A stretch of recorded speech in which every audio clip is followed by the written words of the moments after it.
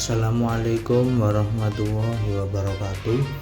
Perkenalkan, nama saya Muhammad Aksanul Kulub dari Prodi Hukum Pidana Islam 1B. Di sini saya akan menjelaskan tentang memahami subtatanan hukum. Subtatanan hukum adalah bagian-bagian yang saling terkait dalam sistem hukum lebih besar seperti hukum pidana, hukum perdata, dan hukum tata negara. Masing-masing subtatanan hukum memiliki aturan dan fungsi yang spesifik ya. Nah, di sini subtatanan hukum kita masuk ke hukum pidana dulu yaitu. Hukum pidana yaitu mengatur perbuatan yang dianggap pelanggaran atau kegiatan kejahatan serta hukum bagi pelakunya.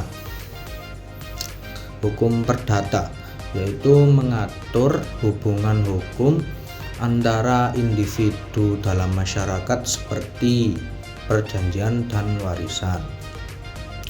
Yang terakhir yaitu hukum tata negara. Hukum tata negara mengatur struktur dan hubungan antara lembaga negara serta hak dan kewajiban negara. Yang selanjutnya yaitu pembagian subtatanan hukum. Subtatanan hukum juga dibagi menjadi 3, yaitu hukum administrasi negara, hukum internasional, dan hukum agraria. Hukum administrasi negara yaitu mengatur pelaksanaan administrasi negara dan pemberian layanan publik. Yang selanjutnya yaitu hukum internasional, mengatur hubungan antara negara serta interaksi negara dengan organisasi internasional. Yang terakhir yaitu hukum agraria. Hukum agraria yaitu mengatur hak kepemilikan dan penggunaan tanah, sumber daya alam, dan hasil bumi. Lanjut yaitu pembagian pembagian subtatanan hukum yaitu ada 6. Ini yang kelanjutannya yaitu hukum dagang. Hukum dagang yaitu mengatur segala sesuatu yang terkait dengan kegiatan perdagangan, bisnis dan transaksi komersial. Hukum ketatanegaraan yaitu mengatur hubungan kerja dan pemberi kerja termasuk hal-hal pekerja. Hukum lingkungan mengatur perlindungan dan pengelolaan lingkungan hidup termasuk pengolahan sumber daya alam. Hukum acara. Hukum acara yaitu mengatur tata cara pelaksanaan hukum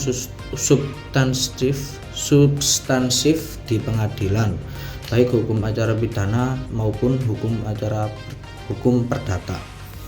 Contoh proses persidangan, pengajuan gugatan, dan pelaksanaan hukuman.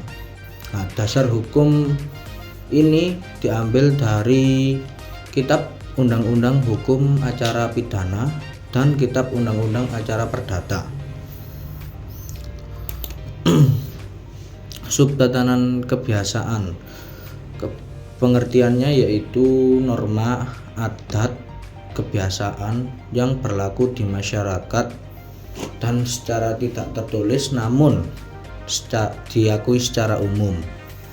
Ciri-ciri subtatanan kebiasaan yaitu tidak tertulis, diakui secara umum, dan mengikat secara sosial. Contoh, gotong royong, terus tata cara upacara adat, dan musyawarah mufakat. Subtatanan kesusilaan yaitu bersumber dari hati nurani. Nah, ini aturan moral yang diinternalisasi oleh individu dan berhubungan dengan rasa tanggung jawab, mendorong kebaikan, mendorong manusia agar selalu berbuat baik dan mencegah perbuatan yang buruk. Nah, norma sosial sendiri berasal dari kebiasaan yang diterima secara luas oleh masyarakat. Hukum antara subtatanan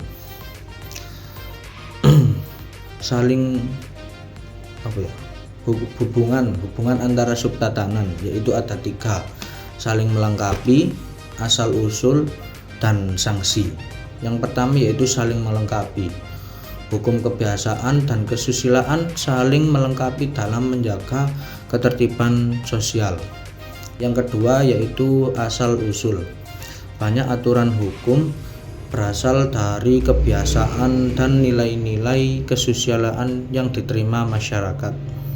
Yang ketiga yaitu sanksi. Sanksi yaitu hukum yang memberikan sanksi formal, sedangkan kebiasaan dan kesusilaan memberikan sanksi sosial. Peran subtatanan yaitu ketertiban sosial, yaitu menciptakan masyarakat yang aman, tertib, dan saling menghargai. Yang kedua yaitu adaptasi dan bantuan. Adaptasi yaitu memungkinkan masyarakat beradaptasi dan saling membantu satu sama lain. Nah, nomor 3 yaitu nilai-nilai moral. Nilai-nilai moral menanamkan prinsip-prinsip moral yang dianggap baik oleh masyarakat. Kesimpulannya yaitu yang pertama, sinergi sistem hukum. Subtatanan hukum, kebiasaan, dan kesusilaan bekerja secara sinergis untuk menciptakan keseimbangan sosial, moral, dan hukum dalam masyarakat.